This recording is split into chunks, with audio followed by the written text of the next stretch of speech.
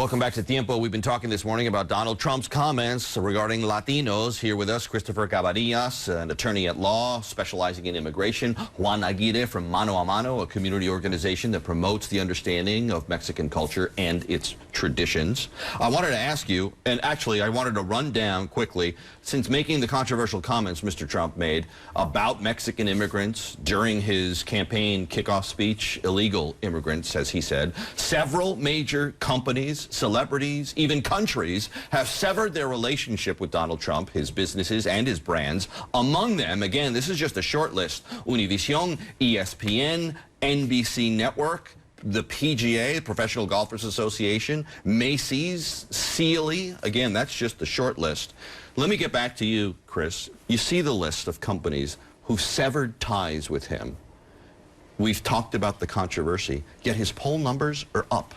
Right. What does that tell you about his message and who it's hitting home with? Oh, I think a lot of people in the United States agree with him. And I think that, you know, when you make it short and easy and you make it into a soundbite like he has been, people think he's being real. And it's unfortunate, but I think that there is a segment of society that does agree with him. I think what it's causing is for the other candidates to have to come forward with, you know, and explain sort of their positions and how do you dance around that, because his message is short and sweet. I see you nodding your head, Juan. I mean, Republican GOP presidential candidates, and I don't want to get too political here, but they've distanced themselves from him at the same time criticizing him, saying, you know, he's not the voice of our party. He's going to destroy the party.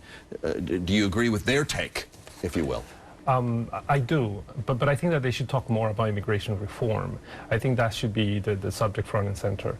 While Donald Trump can say, you know, a bunch of crazy stuff, everybody else, we have to push back. But the candidates have to talk about immigration reform and their plan. But to me, that lends substance to what some people have said about the good of all this, that we are talking about immigration reform, that the topic has come up for discussion, and it's because of Donald Trump. Yeah, I think it is, and I think that what's happening is it's causing, again, people to be real. Let's sort of, you know, put down the sound bites. Let's see really what's happening, what people really think. And unfortunately, a lot of people do really want to sort of make it that, or really kind of assume it to be that. So if it's going to cause this discussion to come out and be fleshed out a little bit earlier in the race, probably more so than the candidates want, I think it's better. Juan, are you disturbed that so many people have sort of latched on to his message and that his poll numbers are going up? What does that tell you about a segment of the population that agrees, seemingly, with his approach? Well, there is I think it's deeper. There's a history in this country of anti-Mexican. I mean, it's a very long history. And it's unfortunate that a lot of people think and agree with him, but I think that it's also important that we, as Hispanics or Latinos or Mexican and other from other nationalities, talk about this, our unity and us working together for a reform, and also to go out into the polls is very important. And it's not something that we, you know, just let him say whatever he wants. We have to push back really hard. You know, we've seen and heard from Mr. Trump for years. He loves the limelight. He loves being on TV. His commentary is drenched in superlatives that sort of lift him up and inflate his ego. If that's all true, then why should we put any weight into anything that he has to say? If the goal and purpose is to get Donald Trump on TV, well, there's no credibility. Well, I think the credibility lies in the fact that the poll numbers are going up. You know, I mean, I think that just says it there. And I think that, look, we have freedom of speech, obviously, in this country. We've had it for years. There's good and bad with that, right? So we know there was a Confederate flag up until just a couple of weeks ago, right? So, you know, these things happen. And there's a segment of society that agrees with them. And I think he's hitting on these issues, and I think that that's getting shown. Where do we go from here? I mean, the discussion continues. Is this a unique opportunity to lay the foundation firmly as to how immigration policy should be pushed forward?